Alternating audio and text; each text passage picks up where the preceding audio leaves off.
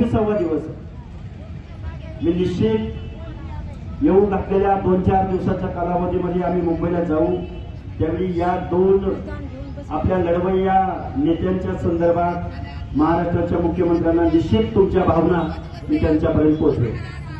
मुख्यमंत्र्यांना भावना पोहोचवणारे नाही तर मुख्यमंत्र्यांचे हस्तक बनवून लक्ष्मण हाके काम करतात.